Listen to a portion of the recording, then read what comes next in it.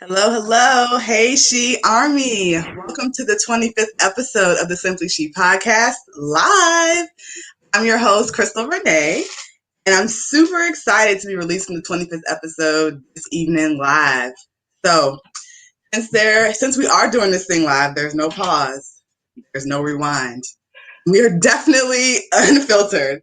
So we really, really want audience participation and questions. So first thing you need to do in order to be able to make comments and or ask questions under your name, please allow StreamYard access. You can revoke access at any time during the broadcast or afterwards, but if you want to leave comments under your name or ask questions under your name, you have to allow StreamYard access to be able to do that. But also feel free, even if you don't, to ask questions or leave comments throughout the show. Please don't be shy. We want to hear from you. Second thing is we have a contest going for all of our listeners tuning in this evening. So this episode is sponsored by Love Aroma, an oil boutique. So delightful scents for the home and body. Designer body oils. Designer body oils allow you to smell delightful for less. No alcohol, 100% oil based. You already look good? Well, don't forget to smell good too. It's a signature designer scent for everyone. Allow Love Aroma to help you find scents that blend with your chemistry. Guaranteed, others will ask you, what scent do you have on? So, Love Aroma will be giving away a third of an ounce of designer body oil, the scent of your choice, in a glass colored bottle with the option for use as a keychain. And if you guys look at your screen, here it is. This is their website. So this is what they'll be giving away. You can place an order with them also by going to their website at lovearoma.com. That's LOVE-OROMA.com, or visiting them on Facebook at Love Aroma and or Instagram at Love Aroma 2020. So to enter the contest, all you have to do is type Love Aroma along with their email address in the comments. And at the end of the show, we will randomly select a winner. All right, guys, so let's get into the topic for this evening, slaying with self-love and confidence. And what does that really mean? So this episode is really just one of many milestones that I'm aiming to reach with Simply She. But I thought, what better to celebrate than to take it all back to where it really started, learning to embrace and practice self-love and building up my confidence, being comfortable in my own skin, be comfortable with the decisions that I'm making and where I'm headed in life. The road on my own self-love journey has been filled with a lot of obstacles, a lot of challenges. At times, I've had to pave a completely new path to continue to move forward. And it's really not an exact science, but I say all that to say everyone's journey with self-love and confidence will be different. But what matters is that you stay on that path. So, guys, tonight I'm really excited to introduce to you my lovely panelists, Oksana Johnson and Denicia Hilton. They are experts at the subject in their own right. Welcome, ladies. Hi. Um, thanks so much for thanks so much for joining me this evening. Well, joining all of us this evening. I truly appreciate you. I'm so honored that you are contributing to this project. So thank you so much. And I want to start with Oksana, and let me tell you who she is. Oksana Johnson, originally made in Russia, is spending the last decade across Australia and Singapore after overcoming depression and anxiety herself. Oksana is now dedicated to helping humans clear brain fog and getting their headspace under control by diving into the complexity of their inner world and accepting who they truly are by the means of effective NLP, neuro-linguistic programming, tools and techniques one day, sometimes 1 hour at a time, in order to become better versions of themselves, for themselves, and those around them. So welcome, Oksana. I know that me and you've had a chance to chat prior to, but your story really resonated with me. So why don't you just go ahead and tell the listeners your story, your journey? Absolutely. Thank you so much. It's an absolute pleasure to be here. By the way, I am connecting from the future because it's Sunday, 10 a.m., and it is okay in the future. I promise you. So, guys, ladies, hang on there. All good. So the story starts, and for myself, my name is Oksana. It's definitely a little bit of a Russian name on a Russian side. Um, my story and my journey of self-discovery, it's always been connected to the sense of identity and reconnecting and understanding and being true to myself. It definitely took me over a decade to get to where I am now, but it's all about the journey, not the destination. And I am working on it one day at a time. It all started, my sense of identity, as I understand it now, was absolutely stripped away from me, um, fun enough, but by my parents, because I was really looking forward to becoming a professional contemporary dancer at the age of 16. And I was accepted into a school in Moscow, and I'm from the Far East, so literally the other side of Russia. And I remember being so excited coming up and I say that I was accepted, I would like to go. And I was advised that dancing is not a profession and I need to be something else and do something else. And I'm like, okay, well, if I can't be that, then you tell me, what am I? And this is how it, you know, the rituals of everyday life, they had to be followed, right? So um, finish high school, go to uni, kind of do all of those motions day in and day out. And it's so interesting because every time when I talk to my high school friends, like they remember a very, very strong version of me as a woman. And I remember being absolutely broken because I had no understanding of what am I? Who am I? Why are we here? Why am I here? What is my purpose? And this is slowly the story that I'm sharing now. This is all the reflections that I've come to realization through the last decade. But at the time, it was just so, that's where the pain started to accumulate.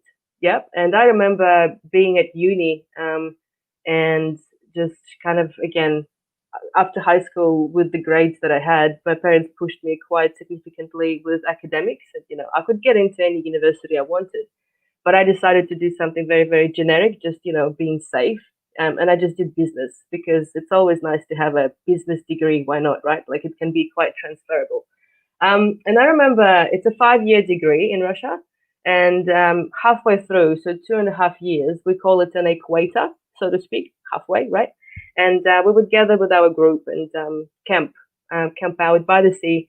I remember lying on a beanbag looking at the starry sky, and I'm like, what the fuck am I doing? Why am I doing this? This is not okay. Like, I cannot do this. I cannot live my life for someone else, just even because, even our family, because they think they know what's best for us. But ultimately, only you know what's best for you. It's your life. We come into this world by ourselves, we leave this world by ourselves. The journey that you create in the middle between those 2 points, this is your journey. When you look at your life, it's all about how you feel about it and how it makes you feel. And that's when I decided to create this plan that I need to, a plan of escape in a kingdom far, far away. So far, far away enough was literally the other side of the world, Australia, and Singapore on the way. But I decided to kind of camp out in the same time zone rather than moving like other people would go to London, so Europe, and it's 8 hour difference. And I'm like, I cannot do this because I'm quite close to my family, so I can't really do those calls, right? So always up and down, very convenient, only 2 or 1 hour difference. And I remember getting into uni here. And when I here, as in Sydney, Australia, it was 2008. I arrived by myself to do, again, guess what? Guess what degree I decided to study? Yes, you actually nailed it. It was just business administration because fuck it, why not? We're gonna use it one day anyway. And I remember when I arrived, I was looking at people and I felt this connection of how genuine and how simple and how honest they were. And at first it was great. It was so good because it was so different and I felt at home and at ease. But then at some stage, it's almost like I had the 360 turn around and I'm like, why are people so nice? What do they want from me? How is this? It's almost like this imposter syndrome in a way. And ultimately, those types of bigger, deeper questions, they started to arise on an everyday basis. And that's when I started spiraling down into very deep and dark places. And all of those, questions that are so good to have over a couple of glasses of wine, why are we here? What's the purpose of all of this? And just kind of have a laugh and forget.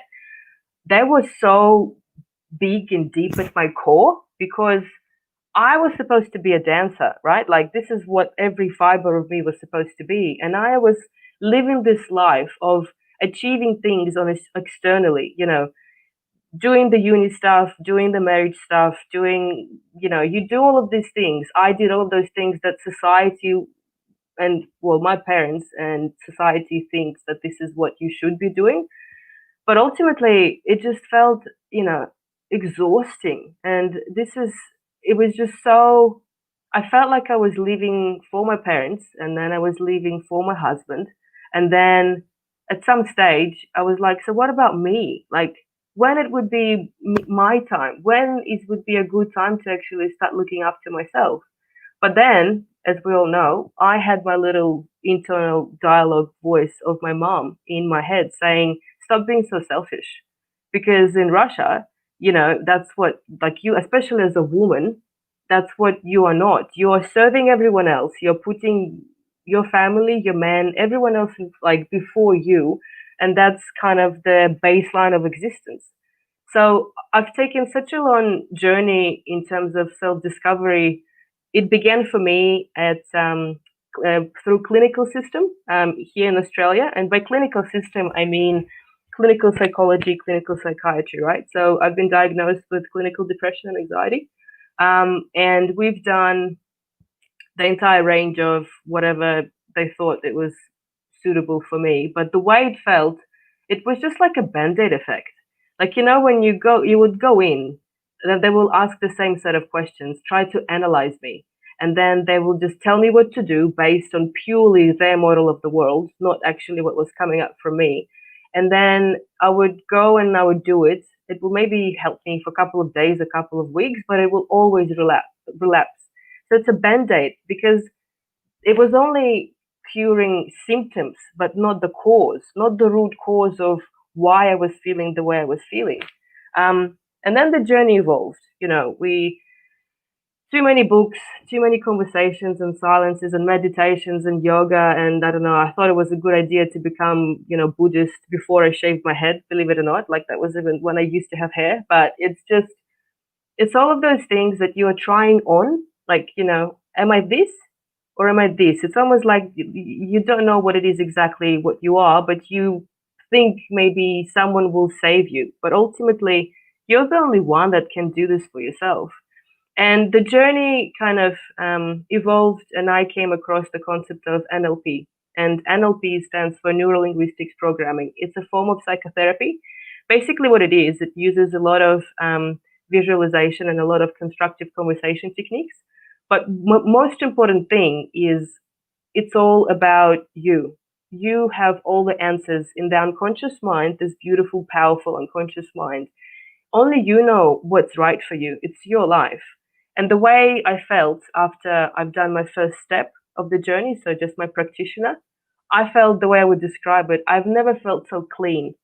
It was clean and congruent. Just everything made sense. And it was so good. It was just such a lightness, and the purpose and knowing that everything is going to be okay. Like I did not need to have any validation from anyone. And that's one the interesting thing. But life started evolving as a compounding effect of energy. As soon as you figure out this and you know what to do with this, your energy changes and your vibrations is different. You're attracting different people and the world around you changes.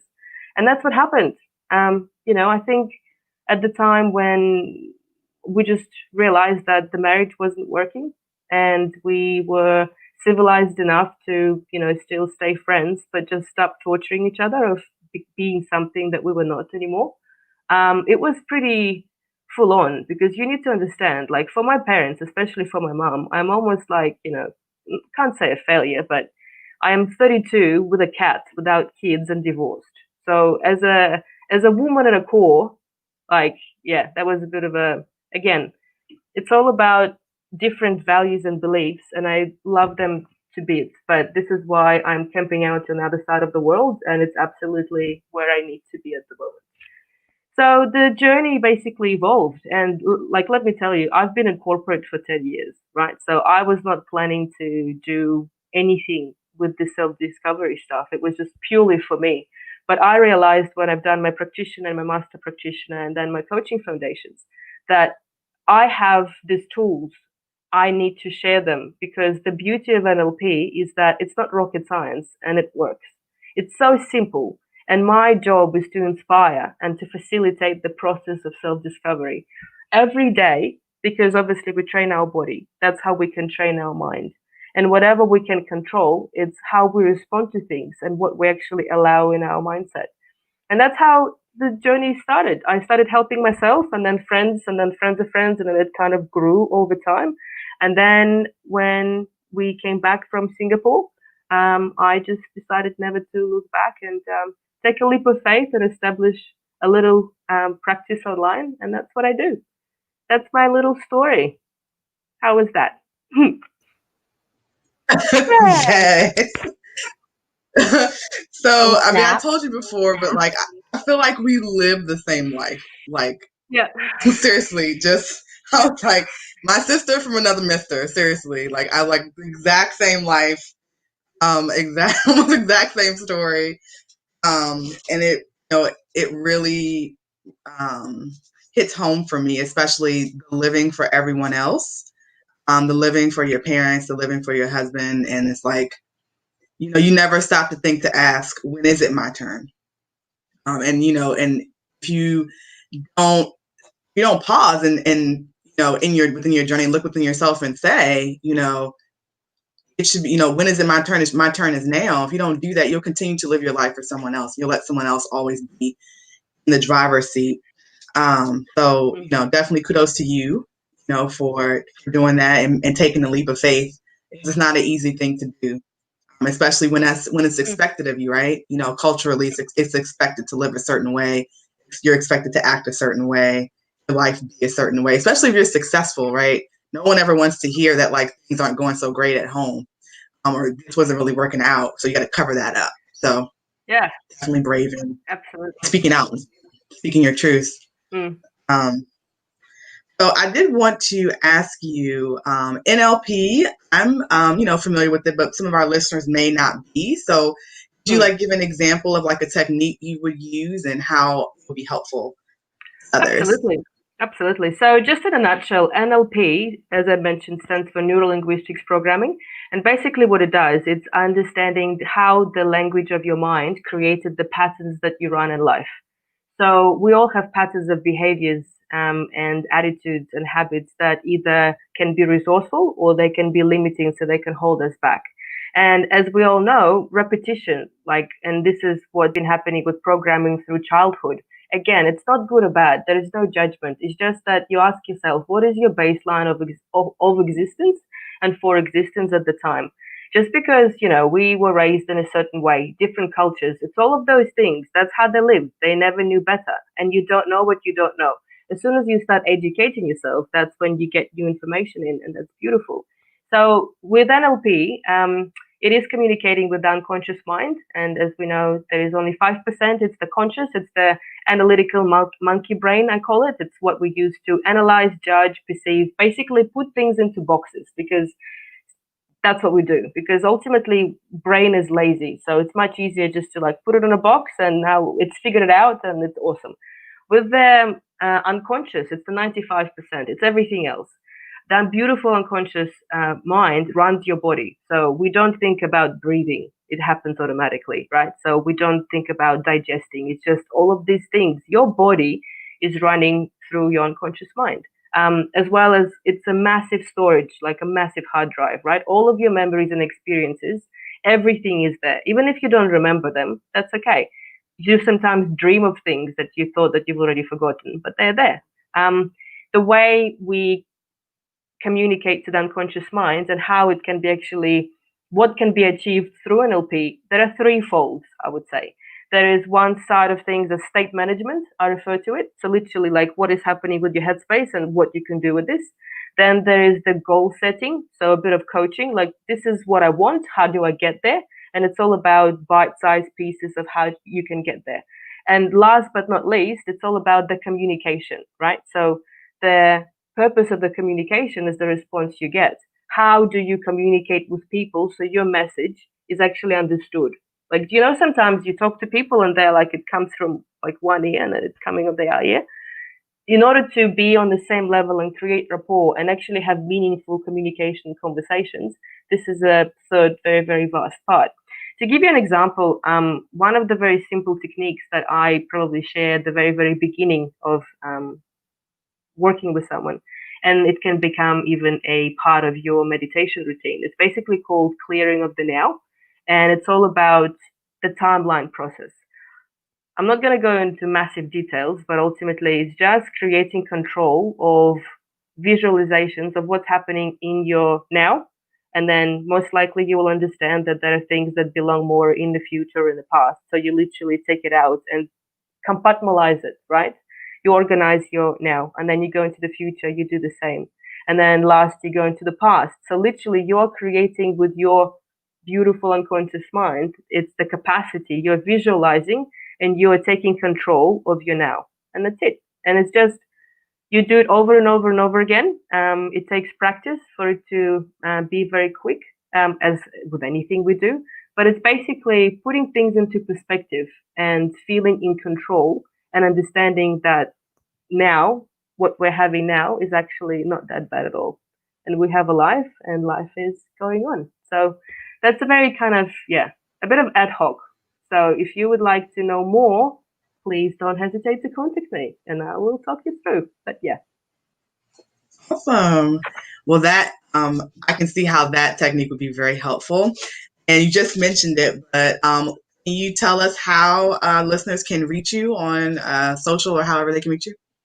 Yeah, absolutely. Just jump on my website. I think that will be the quickest way to access everything else. And it's super easy. It's oksanajohnson.com, OXANA Johnson.com. I'm quite active on LinkedIn as well as on Facebook. So if you would like to, there's also a very, I would say, powerful resource that you can download on the website, which is a induction, and it is a guided meditation.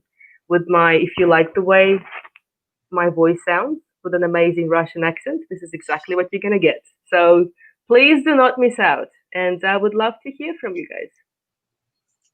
Perfect. Thank you so much. So now I want to take the time to remind the viewers and listeners we have a contest going on. Love Aroma is giving away a 3rd-ounce designer body oil, scent of your choice, in a glass color bottle with the option for use as a keychain. The keychain in celebration of the 25th episode today. All you have to do is enter into the comments Love Aroma with your email address, and we will choose a winner after the broadcast. All right. So with that being said, next up, I'd like to introduce Denicia Hilton. He's the owner of Hilton Holistic Health and Wellness. And let me tell you about who she is. Who says you're perfect? Denicia does. Appreciating the root meaning of whole and complete, Denicia Hilton creates playful healing spaces for women to embrace, embody, and express her perfect, authentic self. Expanding beyond her expertise in holistic and integrative approaches as a doctor of Oriental medicine, she guides women to use play to realize their potential by experiencing serious healing. It doesn't have to be so serious. She founded the Perfect Playground healing space that offers experiences such as her signature Perfect Alignment Play Group mentorship, Recreation Center membership, and the infamous Unslumber Party day retreat. While playing in the Perfect Playground, women discover the holistic, purposeful meaning of her physical symptoms/conditions. Explore the possibilities already available to support her being in her purpose and experience her potential when aligning her spirit, mind, and body. Ready to play? All right. So, Denicia, can you tell listeners a little bit more about what you do, how that relates to self-love? And I'm sure folks are curious about these playful healing spaces. Yes, of course. Thank you so much for having me. And like Oksana, oh my gosh, like your story, just beautiful. So I appreciate even sharing this space with you as well. And I can see now, Crystal, why you have us all together because there's total like synchro destiny going on right now. So I'm like, this is awesome. So hello everyone. Once again, thanks for joining us. I am Denicia, and let's see here. Like, where would I start? I mean, that was the intro. Pretty much sums up a lot of what it is that I do on the professional side, tying in a little bit of personal story in there and how it got here. Um, I could see how what it was like I was helping women with, which my background has been in specializing in Oriental reproductive medicine. So really, like, if it's menstrual cycle pain, if it's fertility, if it's PCOS, fibroids, that kind of thing. So that was like my focus. And during that process, I started seeing that I was actually seeing more like than, okay, this is just a problem with the cycle. Let's help her out with this. And so then all of a sudden now I'm really tying in the mental emotional aspects of it, the spiritual aspects of it, things that if you were even taught about the cycle, that were playing a role. And so but many were not taught about the cycle, even biologically. I mean, even for myself, in biology, and it was the AP biology, right? Like, so if you're in the States, that advanced placement, um, I mean, it was pretty much one of the last chapters in biology. I mean, you spent like all of the semester going through everything else, but it was like the last one that they put in there, like as a, oh, maybe we should talk about this. And then they would go, there's a menstrual cycle, there's a bleed, and then that's when you could potentially get pregnant. Like, that was it. That was pretty much it. And so what happened was I could hear this resounding similar story and of, you now have a menstrual cycle, get on birth control. And I was on birth control myself right before going off to college, and during that process, like, I felt something was just not quite right. So I actually stopped it. Well, even though I stopped it, I actually ended up finding a breast lump and actually got it removed, and then got the call. And I'm like, now I know I love medicine, but when you get that call before that post op appointment, like, something's not quite right, right? And sure enough, they said this tumor has started spreading. The margins aren't clear. We want to go ahead and do another surgery. So I was like, what? So this is like the second surgery was right after my 18th birthday. So, like, I remember my 18th birthday, like, going to Maggiano's because it was pretty much like, well, we pray that Tunisia comes out of that surgery, kind of thing. And so, like, Wow. so I went and did that, and then fortunately, everything did come out clear. Like, the margins came out clear, so it was like beautiful. Um, that even though that time it was like great, it was followed up with, you have to continue going to follow-ups, because why? They want to make sure that it doesn't grow back. And then you got the warning that, well, we may become more concerned should you get pregnant. I'm like, oh man. And it just reminded me of an episode of House when this woman was pregnant and she had to decide, do I stay pregnant to save my baby or do I die? Like, and so I was like, man, that's gonna be me. Like, I don't really know, right? So it was just a lot of like those kind of things going on in my mind and all of that. Well, then during that process though, I said, something has to have happened. Like, this is happening for a reason. What is it? Like, why is it?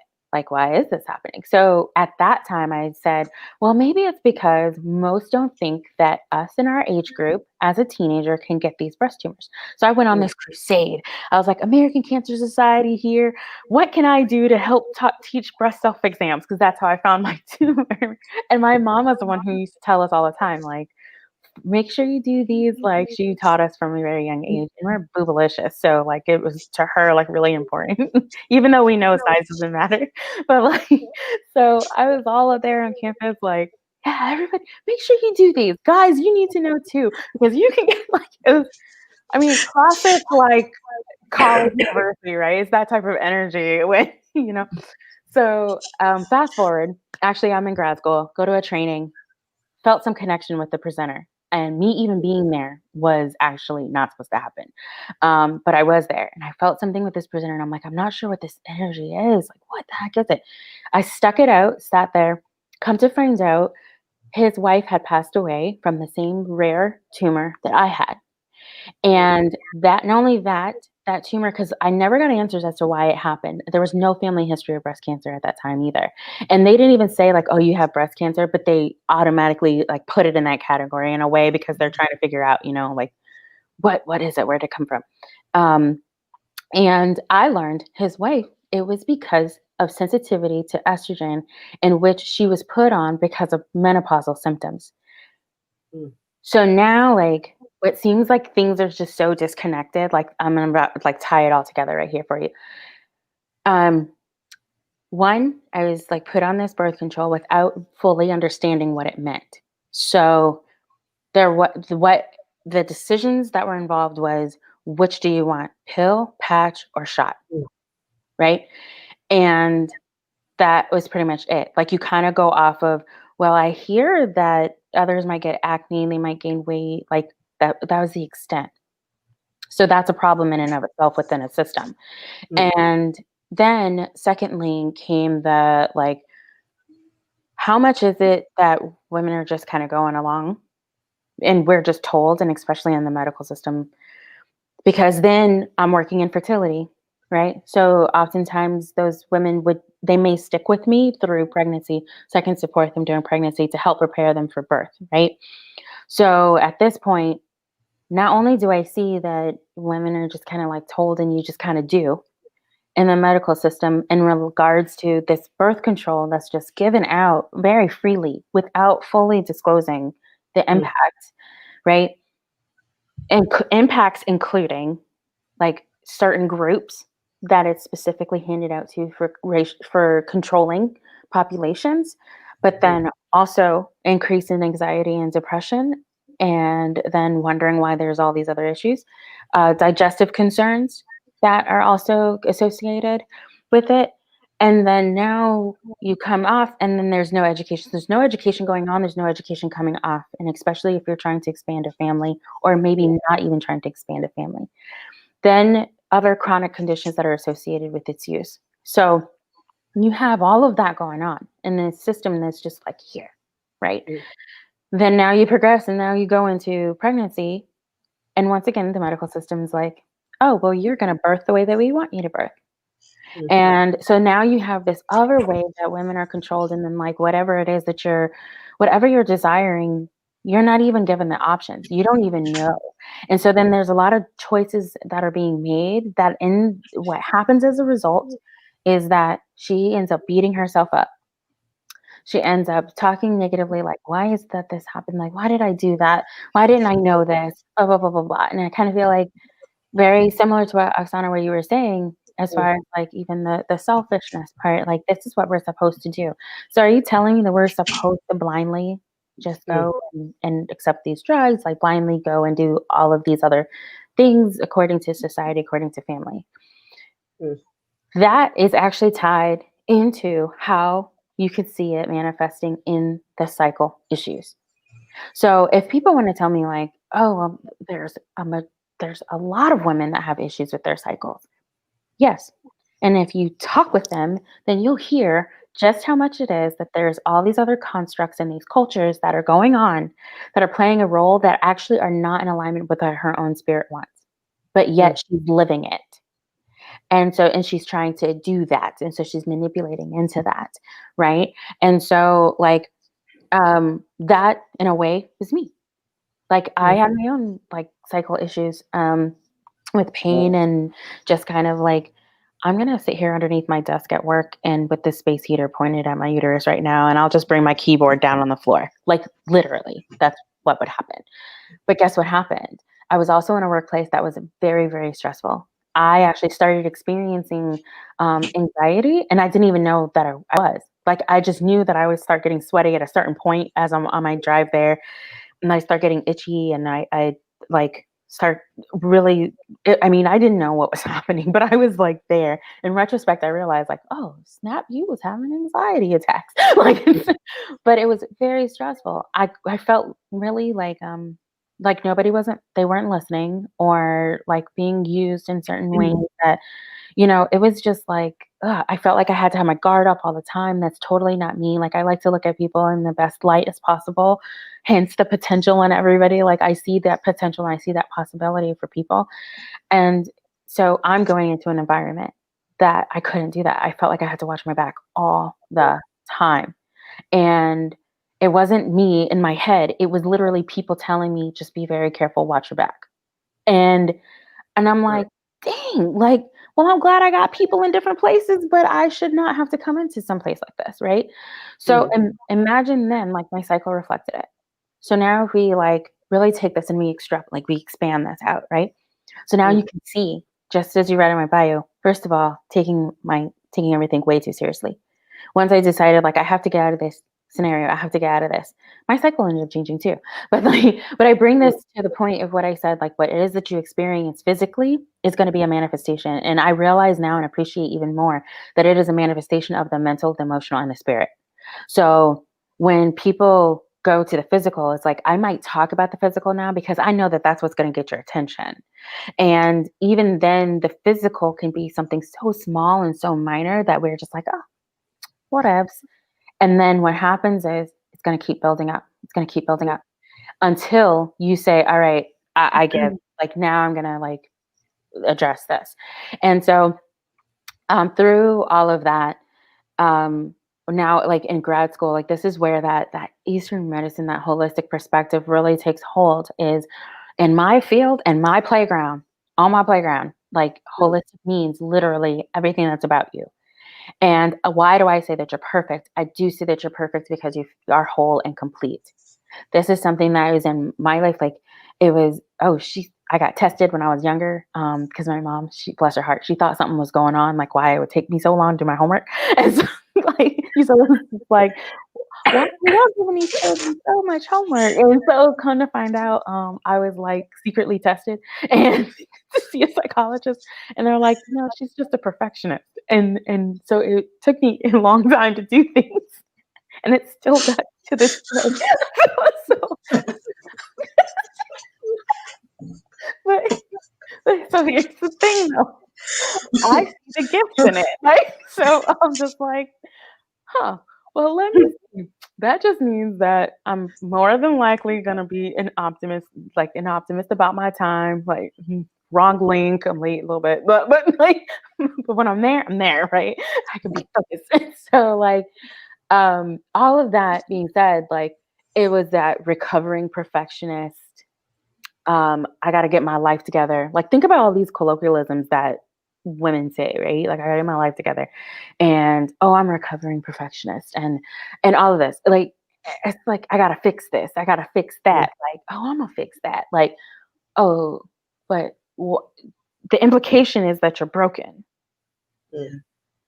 And so then I'm like, you know what? No, like, you're perfect. When you can realize that you're perfect, meaning that you are whole and complete as you are, that shifts things for you. That ends up helping you to see that what it was that you were trying to fix, what other people might call out as being your problem, actually is a reflection on them, by the way, is that you just need to learn how to use the strengths of that appropriately and in harmony with the others. And so, like, that's how it is that I'm like in this midst right now of creating like this assessment of what's your perfect archetype? What is your layout? Where is it that you're predominating so that you can like literally come into, as Oksana was saying, like into that self, into the inner self. And it's, even when I think about depression, I actually think about it because I think I had experienced it as well. I think about it as it's not a X or Y. It's actually X and Y. It's seeing that things are on this spectrum, right? Like, I catch people when they say like, I gotta let this go, like as far as like releasing things, right?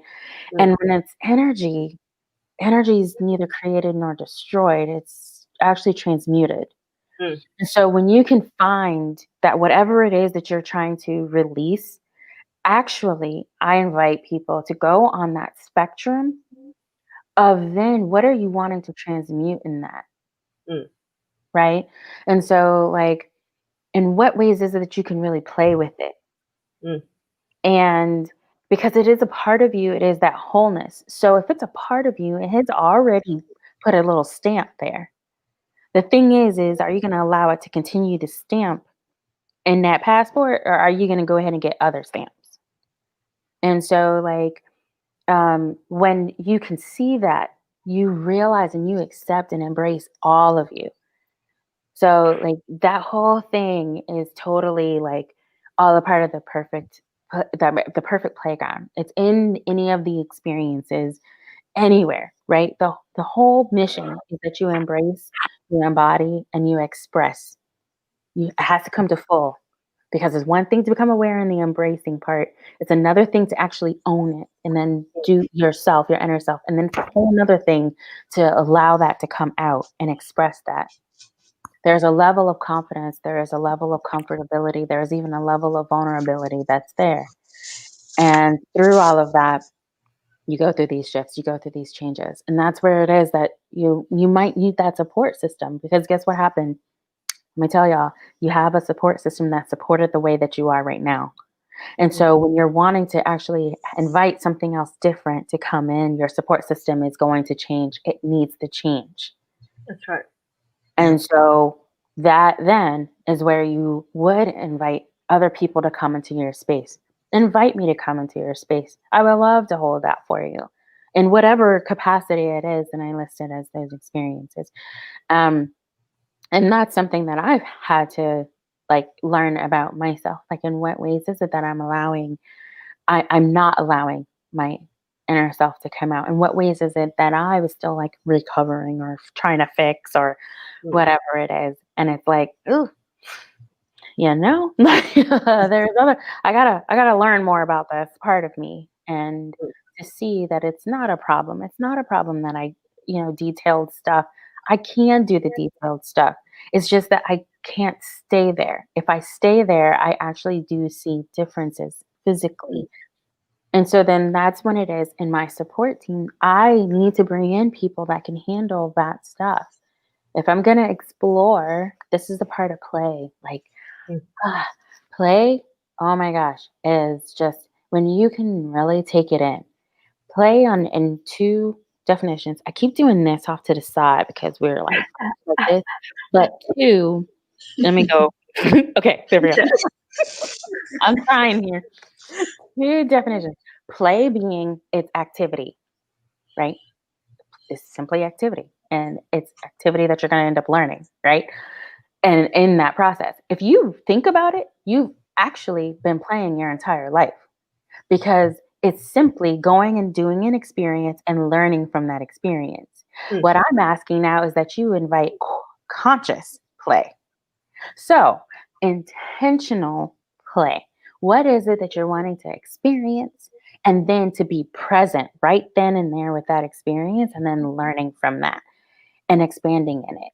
Like, to be free of what happened in the past, to be free of what you think may happen in the future, but to be as present as possible. And that invites so much like change. That's that creativity starts coming out. When you talk about the energy centers that Sandra's talking about, it's taking that inspiration and bringing it all the way down till there is a creative expression that is through that base, that first energy center. And when we talk about women and a lot of those issues happening in the first and the second space, it's oftentimes the creative expression that is not happening. And so it's stuck there. It is linkages to ancestrally thinking the same way, ancestrally repressing your own creative expression to fit into a mold that is of a culture, right? That does not fit with you. So you start to see that manifesting physically in those areas. So when you can come and bring in the play, bring the lightheartedness in it. This is why there is serious healing. It's just that it don't have to be so serious. Mm. Okay. And then that second definition in the perfect playground, the play. Play is an acronym. Play stands for the potential in learning about yourself. And so literally, as you go in and in these experiences? What's the potential? Not only in learning, but to let that come out. There's so many possibilities. When you might hear yourself stop talking about a desire to say that out loud, that should be your red flag. That should actually be like, right here, right now, I'm stopping something that is a desire of my soul and that is a desire of my spirit. And it wasn't placed there by accident. It's just that you have to get into alignment with this is what I am going to be doing. This is my purpose. And so I really feel like that is what Oksana was talking about as far as her purpose here. Like that's my purpose here, is to help you be able to see this potential in yourself where you may not see it. To be able to connect how this life experience of yours is not your enemy, but it is your friend. And it's your spirit's friend, in order for you to be able to really come into that and to be able to feel comfortable and confident to express that. And so, however it is that may help you along in that journey and tying in the physical, the mental, the emotional, and the spiritual for your own self-realization, then that's where I'm at. I do want to throw in that some people ask me, well, is it what herbs or what foods, what supplements can I use for these things? Yeah, we talk about those, right? But it's the same. Sometimes I find them to be the same thing as if they're Band-Aids, very similar to what Oksana was saying, right? Like the Band-Aid, now this is nothing against Band-Aids. The beauty of the Band-Aid, it needs to cover and shield for the body to heal underneath. So if you do invite the food, the coach, the consultant, the supplement, the herb, the medication, whatever it might be, understand that it is a Band-Aid, because there's still healing that is happening underneath. It's just giving you some space and some time to be able to do that. But to truly, truly be healing in that journey, you gotta go in and you gotta look at the mental, emotional, and the spiritual. Wow. Yeah. I was like, That wow. beautiful. Amazing. Yeah. Definitely a lot of that resonated with me. I'm just trying to think, I think one of the main things that resonates with me is the physical manifestation of not loving yourself, stress, anxiety. So I was one of those folks that didn't believe that all of those things could manifest physically until it happened to me. And we talked about this, I think, uniquely enough, it happened with fibroids with me. So they honestly don't necessarily, there's a lot of research about fibroids, but they still say they don't really know why fibroids grow, or why they affect certain people more, or certain ethnic groups more. But they definitely run in my family. And so I unfortunately had the experience to where I had small ones. They're really small. And then over the course of the year, they grew to the size of a small melon. And I had to really think back. And they affected my cycle so bad that I couldn't leave the house. It was and my cycle was the whole month, pretty much. I mean, there really wasn't, my life was greatly affected. And it was really hard. And I was one of those people at work, having to get up every 15 to 30 minutes, go to the bathroom to make sure that I didn't leave my clothing. It was terrible. And to think about what was going on in my life at that time, my job was uber stressful. I did not have the support I needed at that time at work. And so, I was literally working around the clock. People were going home, I was still at the office working. My marriage wasn't working, right? So all those things combined, because they were really concerned that the tumor was cancer, right? And so it was one of those situations where I found myself having to go to emergency surgery and not knowing when I woke up if I was going to still have my uterus. It got that bad. So fortunately, it wasn't cancer. They were able to remove it. I say all that to say that that physical manifestation of what you're internalizing is real. And, it's definitely real. I just wanted to to reiterate that for the folks who are watching and listening. The other thing is that the perfect playground is just an amazing concept, and I really love it. And I think that a lot of women, even men, would benefit from partaking in an activity like that to kind of get in touch with themselves and figuring out what works, what doesn't work, and how they want to change, how they need to change, right? But we are receiving a few comments, so I'll let you, Denicia, go ahead and tell the listeners how they can get in contact with you. Sure. Social or otherwise. Yes. Yeah. Can I say something real quick based off of what you just said?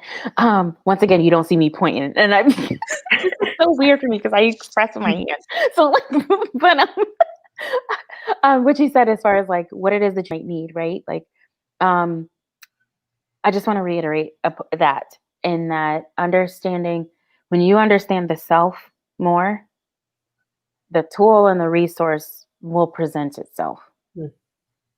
And I say that very, very wholeheartedly because I mean, oftentimes, I practice Eastern medicine, right? So we're often come to last or towards the end of just exhausting other options and stuff.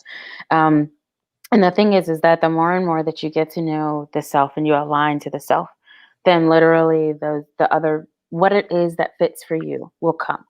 So I think that's just really important to understand. And especially when people say, like, oh, I tried this and that didn't work, or I read this on this blog and whatever. And it's like, okay, know thyself.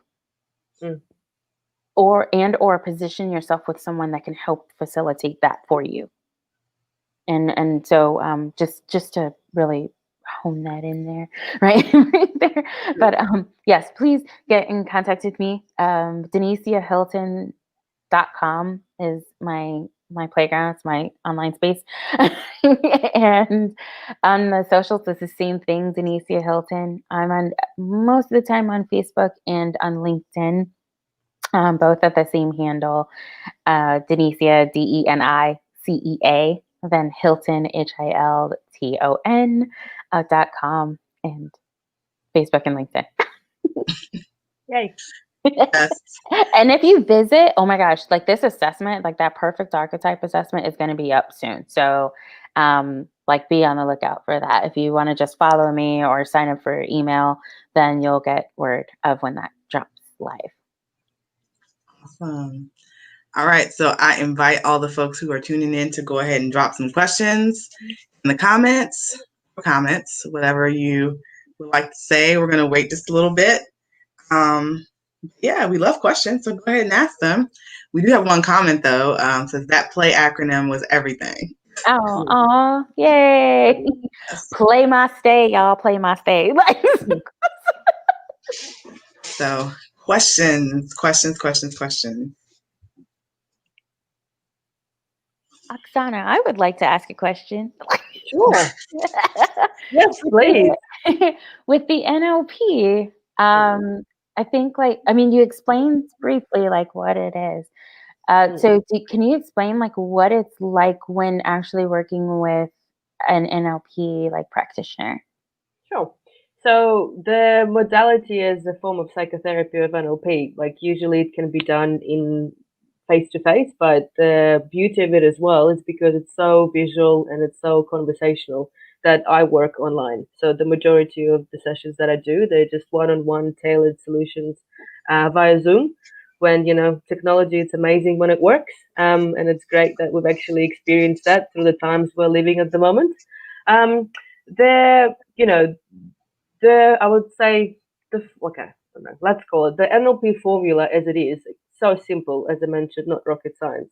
So during the first catch up, what we'll do is to establish where that is you're now. So that's your current state.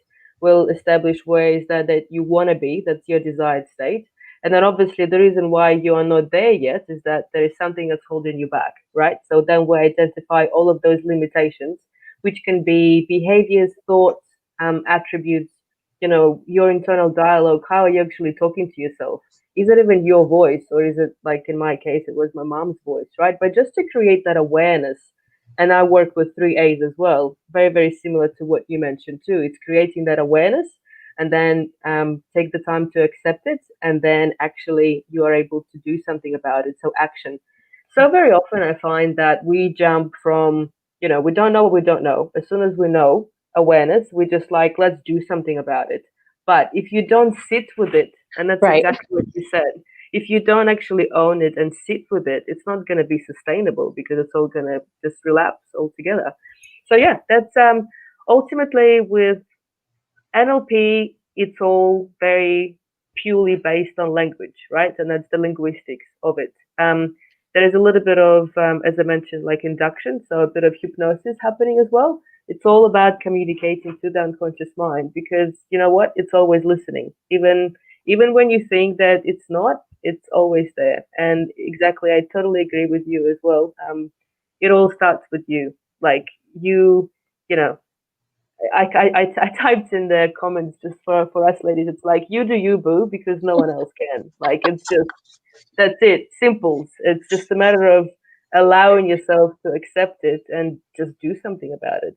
So because yeah, no one else is gonna do it for you either. We can help. Do you know what I mean? Like we can facilitate and we can inspire.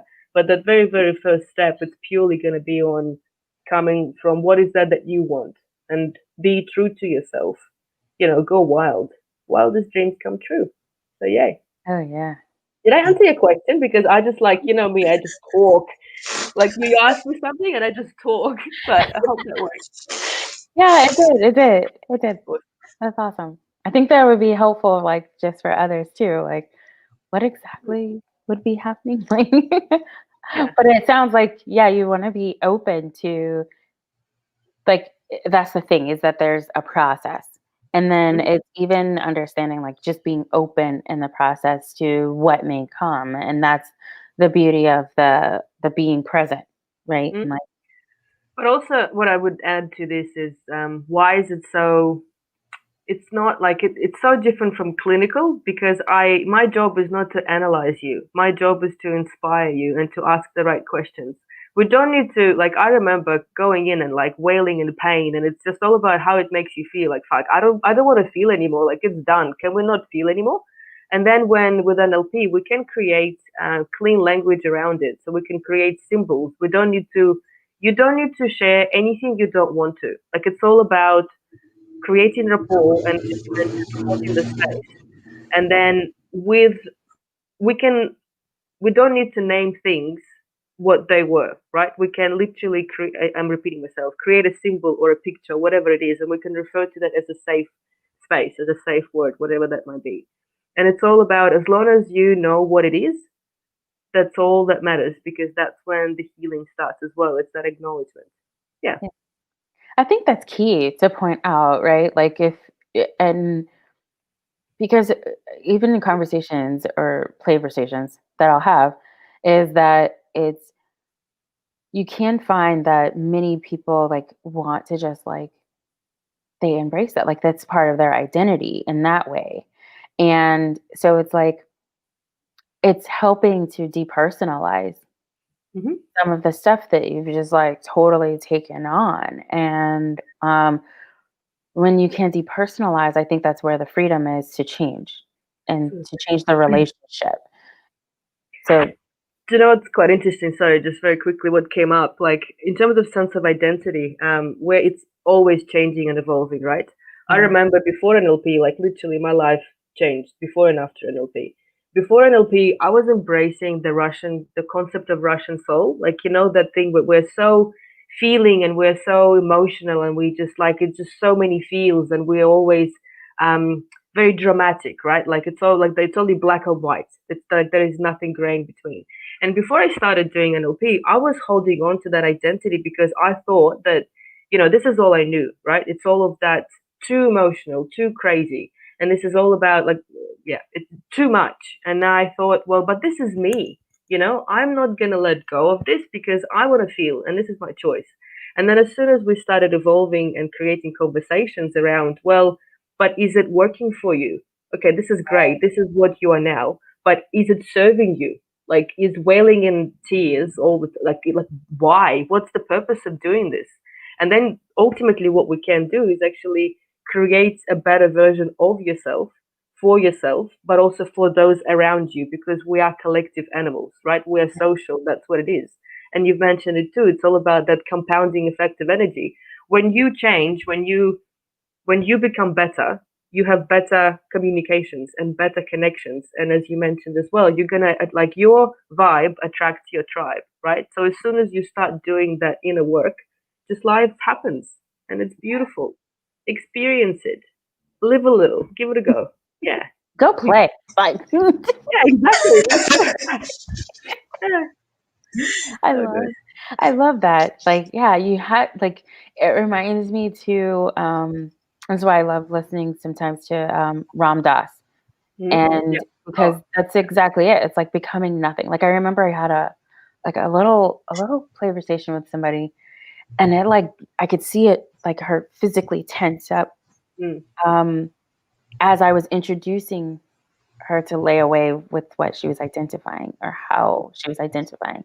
And it was like, what do you mean? Like, no, like but I am such and such. And I'm like, or maybe it's that you have you might be a little bit of that. Like it was like race, like very similar, like race or ethnicity, like, and then claiming that like this is that justifying. Basically, that's what it is that and this is, ooh, this was good. This just came in. Your behavior and then what you use to justify the behavior. That is what's actually linking you to keep and continuing to identify with certain groups and certain people. Because then it becomes like, well, that's just what we Italians do. That's just how we eat. Like, oh, Yeah. okay. Well, I can be loud. I'm Cuban. Like, like, or better yet, like, oh no, I'm from the Bronx. This is just what we do. Right. But like you said, is it serving you? And in some ways, I actually ask, does it add value? And if you say yes, now ask yourself, what kind of value? Because even then, you might discover that, oh, that's that value that I really want. Like, right? So it was adding, but what type of value? And then at the same time, like being comfortable with just being nobody. And if you don't know about Ram Dass and that, like, check that out.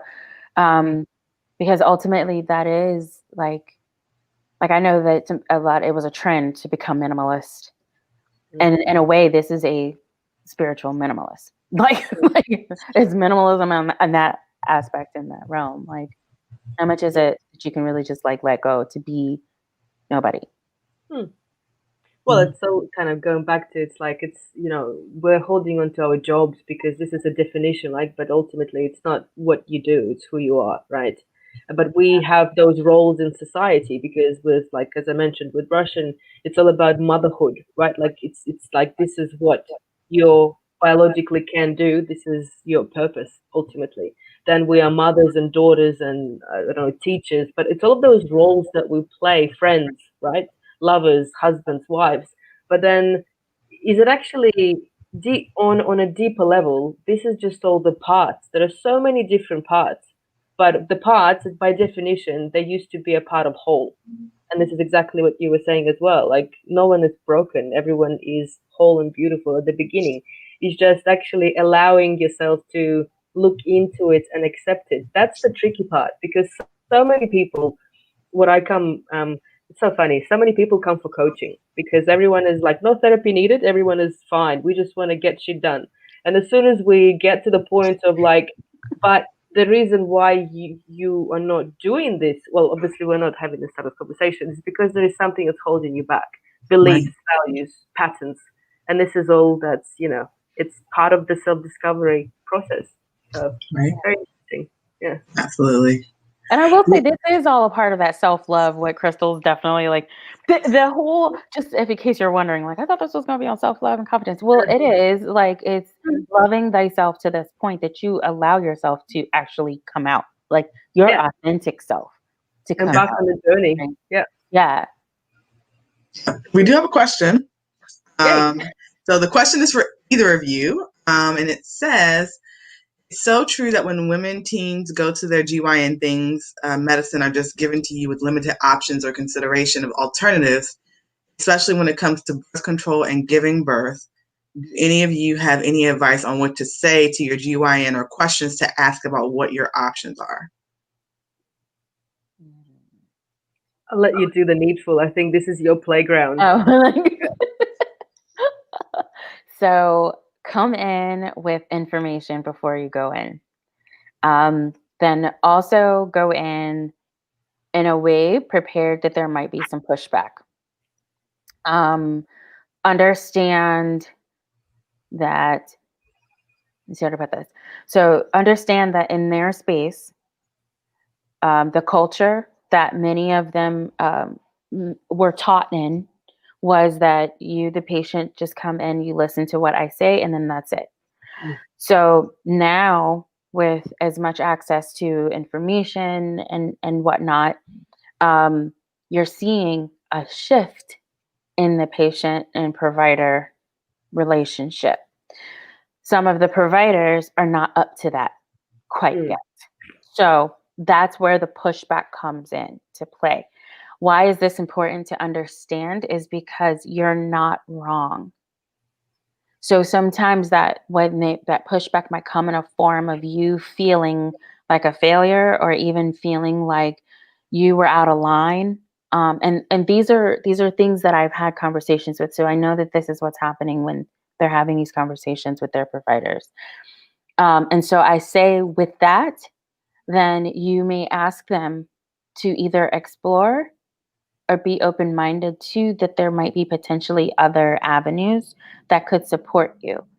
And you can go in there and present some information. Like it might be like, oh, I learned about this. Like what I did hear is that many don't know that like acupuncture and Western medicine in regards to gynecology, and then also for pregnancy and birthing, most of the time they only think about it for pain, but actually it's more to that. So that's just actually them not learning and knowing about the depth and the breadth of the medicine. So you learn what it is that could actually be there. NLP can help. There's other modalities like chiropractic that can help with certain things. Don't always, you can go and look for studies, but always look at the studies as surface level. I say that because, especially in ethnic groups, they are underrepresented in these studies. And then also for studies to get published, there are certain ways that they have to be presented. So therefore, certain information may not be in there, or it may be manipulated simply because authors wanted to get it published. So be mindful of that as well when you're going in there. Come in with direct questions. And then honestly, understand that in that relationship, you're actually the one in charge. So some go in asking for permission of them to go and do certain things, and actually you're the one that's in charge. It's your body, right? Right. It's your body. So Right. yeah. So when now things that you really do want to get clarity on might be if you were considering, if they're not supportive of you doing an herb or a supplement or something like that, you have those, I'll just be like, oh shoot, I'll just go and do it myself. Well, the thing is if you are on certain medications, just ask them about any effects that could happen. So some effects being, it could actually make those medications work more so than they're supposed to. And then others where it may not allow them to work and function and do as they do. Another thing is that, especially for those that are talking about like hormonal birth control and like they may want to get off of it, this is a point where many do have concerns because they think about why they went on it in the first place, which, believe it or not, the most common reason why women go on it in the first place is because of pain. And so it's actually that it's not trying to not have a child or anything. It's really the pain or the bleeding. And so that's why they're on it. So when you're thinking about coming off of it, that now that triggers a fear of this is going to happen again. This is going to happen again. And so if that's the case, then you want to talk with them about why it is that you'd want to get off. So really go in very stern in why it is that you want to go off of it. And some of them will use fear tactics. So they'll say, well, you're going to end up bleeding heavily again. You're going to end up with the pain again. They don't know. They really don't know. Because if you had been on it for a long period of time, you actually don't know what'll happen. I just described what are some of the effects of birth control that changes the landscape, the internal landscape and the mental landscape. So you really don't know what will happen if you stay present. So then that's where you might come up with a plan, because depending on which one you're using, you can talk with them about discussing a plan of coming off of it. So like someone right now, she discussed it and the plan was just directed by her prescribing doctor, finish this pack and then, okay. Now there's others that you might need to wean. There's other things that you can do to help as you're transitioning. So vitamins and minerals that were not effectively produced or absorbed, that were affected by that, you may want to add those in, and that can actually help with the original reason why you went on in the first place. So the mental, emotional aspects of things, you might want to start exploring into that as well. Some do describe a mental, emotional change as well when they go off. And so to have someone that supports that, I think would be very important. So I know that was a lot. I probably can just recap it. When you go in prepared with information, go in with understanding why you're doing that. You don't have to tell them why, but if you feel like it, go ahead, but just understand why you're doing it. Because when you know why you're doing it, you can be confident in it. You can ask them for their support in that either they might refer you to someone that they know, or that they might take a look at, yes, these are the herbs and these are supplements. So please fill out that information. When they ask for, they might only say other medications, but if that paperwork doesn't have it on there, add it. Say, I'm taking these supplements, I'm taking these herbs, because they don't know what they don't know. Right. And actually, pharmacists, take advantage of your pharmacists. Some of them actually do know and are aware of where there are these effects. So it may not just be who your gynecologist is. It could be the pharmacist that can help you out and let you know as well.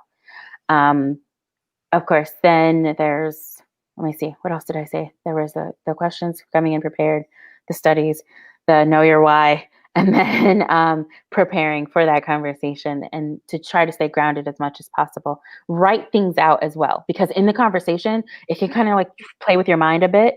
But if you have it written out, you'll have it like, it's going to be your safeguard. It's your safety for you to have in front of you to use. Okay. I have another question. That was good. Another question. How do you know if you truly love yourself? Aww. That's a great one. I think I'm sure we all can chip in, even from the personal experiences. If I start, I mean, for me, Freckles, thank you so much for your question. For me, it was always tapping into my internal dialogue. This was the side effect straight away. It's how are you talking to yourself? What are you saying to yourself? And at first, do you know what was fascinating? Like the whole concept of internal dialogue, we know it's on everyone's lips, right? Like we know what's up. When I understood that not all people talk to themselves, I'm like, how? Like, how are you not? Like, how do you live? How do you live through life and like this is empty? Like how? Anyway, that was fascinating to me, and that's when I started actually addressing what do you say to yourself, because we are our worst critic, but it's not really helping you at all, because that's when you can reframe it to be a constructive critic. That's awesome, but not like being a bully to yourself. How do you know that you love yourself? Well, that's just a side effect for me. Like actually, what is happening in the headspace, right? Like what's up?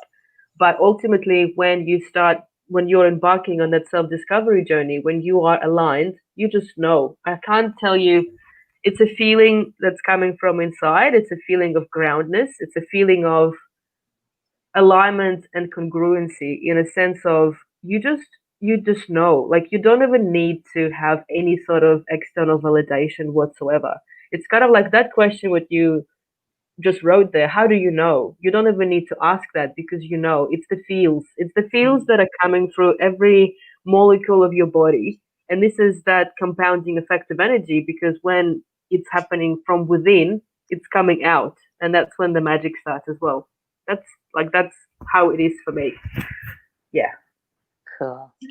I would say for me, it would be it's a two-parter. One is you can be in one space and then in another space and then around another type of people, and then with this group of people, and then you actually didn't change anything about yourself and how you expressed it. Because then that to me tells me, like, you can be in anywhere and you're embracing really who you are. A second one is if you can look yourself in the mirror and then just start smiling and beaming with love. So, like, if you find that you see the mirrors and then you just don't want to, you don't even look in it, like, then, and I mean, this isn't the let me look in the mirror to see something in my teeth, or like, let me go in the mirror and put my face on. Like, not that. Like, I'm talking looking in the mirror. You just woke up and you're just staring and looking eye to eye. Like, that to me, when you can do that and sit there for like seconds and be comfortable. Yeah. Yes, exactly. Those are some like ways that I would say that I would. Yeah, that's how I know, is if I'm all of a sudden I'm not trying to look in the mirror and I'm like, oh, okay, no.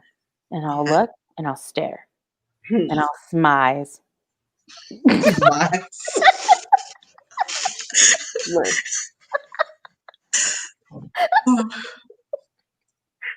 What about you, Crystal? I'm curious.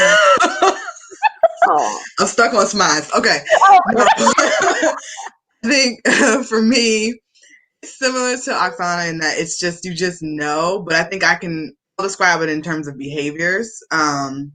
Because for me, that's when I was instinctively aware that something had changed, was through my behavior. Like, you walk different, you talk different, you, like, the people that you're around are different.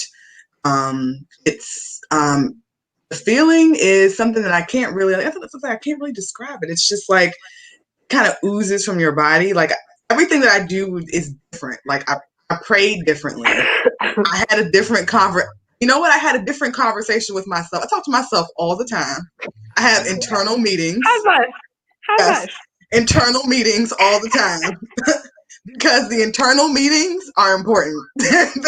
There are multiple people in my meetings saying, you know, don't do this, don't do that, be nice, fix your face. Like, the internal meetings are important. Army, if you don't have internal meetings, you need to start having internal meetings, because they will keep you out of trouble. But yes, in your internal what meetings, that Robert's Rule of Order would be like. in your internal meeting, oh my gosh, it is. Yeah, I think, you know, and for me, what I also started doing was doing things that ultimately made me happy. I didn't care what anybody else thought. Like, it was just kind of like, it was just a shift in, like, what if, I was always one of those people, like, what if I do this? What are people going to think? What if I do that? What are people going to think? Like, oh my gosh. And it was kind of like, this is happening. Like, went from that to this is happening, because that's what I wanted to do. As long as I wasn't harming anybody or harming myself, it was kind of just like, this is me. So you either accept it or you don't. And that's just kind of the way that it is. But I mean, I also started to do uplifting things for myself, which was something that I didn't do in the past. And that was when I really knew that I was in touch with, like, my truest self, and also that I had made self-love a true practice. So, like, I talk about having the I was The writing down love is a process, like it's a practice. Like, Yeah, it really is you have to practice it. Just like you said, you train your mind like you would train your body. That is a true statement. Yep. I have the I Am app. It sends me positive affirmations 5 times a day. I could have it send me 20 times a day, but I just chose 5. I was like, hey, this is good enough. Different points of the day, and it always comes to me at the time where I need it the most, which is like really fortuitous, and I feel like everything happens for a reason. But it's kind of like just in those little reminders helps my practice. I am intelligent. I am worthy. I don't. I only do things that uplift me or are uplifting. Just things like that. That's when I really knew that yes, I love myself.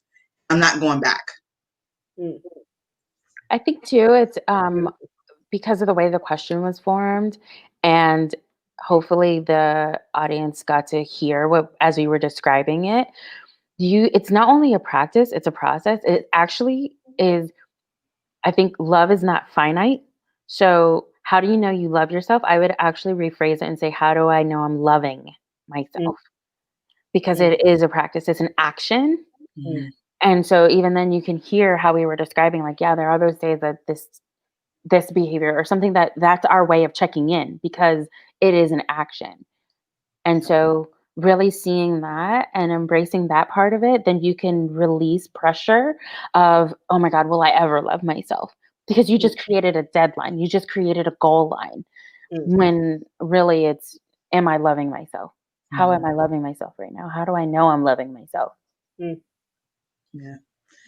Comment was, I think I talk to myself more than I talk to other people. I have whole conferences multiple times a day. Like, yeah, I love it. That's me. yeah. Like as I'm in meetings, I'm having my own meeting. That's the only reason why I like that Hillary Duff show because that the little her cartoon version of her, I was like, yes, that's Like that's a real thing. SpongeBob too does that. Like, It's like teaching them early. So you're going to be having internal conferences. it's important to know. And then really when you don't realize that you're not having like that internal conference, guess what happens? Your body does.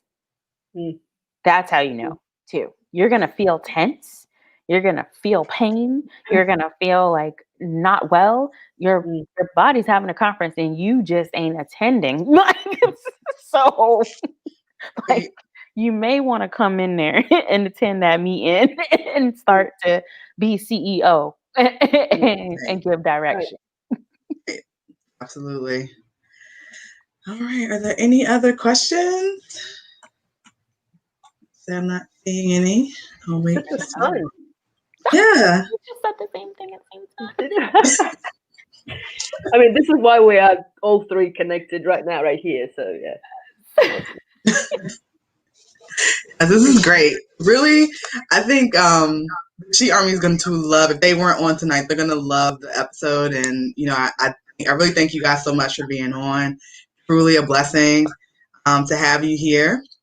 And I'm not really seeing any other questions, so I think that's a wrap. Can both of you just give once again your social handles or how best to reach you all? Oksana? Sure. So it's very simple. Just my first and last name, Oksana Johnson, OXANA Johnson.com. And the LinkedIn and Facebook just connection is going to be straight from the page. I'm also going to remind you that please do go ahead and download the guided meditation, the induction, and let me know what you notice, if anything changes. Would love to hear from you guys. Thank you. And mine is Denicea Hilton. So it's DENICEA Hilton, HILTON.com. Same thing, Facebook, LinkedIn, the same handle. Sign up for the my little messages from the Perfect Playground newsletter so that you can actually be one of the first to know when I do drop that perfect archetype assessment, so that you can even know exactly where it is that you're where are you leaning more towards and how it is that you can support yourself and all of that. And if you're seeing this later, right, they can see this later. They can comment and like tag us and stuff, right? Yeah, absolutely can. Oh, Yep. cool. Yeah. It'll be Clarification. yes, the broadcast will be on Facebook as well as YouTube. So make sure you mention our panelists, Oksana and Denicia. If you have any questions later or want to follow up with them, they should be able to see it. So for more information on our panelists, how to connect with them, and how to get in contact with them, you can click on the link that'll be in the show notes for this episode at isimplyShe.com/podcast. You can also connect with Simply She on Facebook at isimplyShe or on Instagram at I_simply_she. If you'd like to join a collective of women who are dedicated to being empowered and being the best version of themselves, join the She Army community. You can also join from the link in the show notes as well. And I hope you all have found what we shared today to be helpful. Remember, you too can conquer if you slay hard every day. Yay.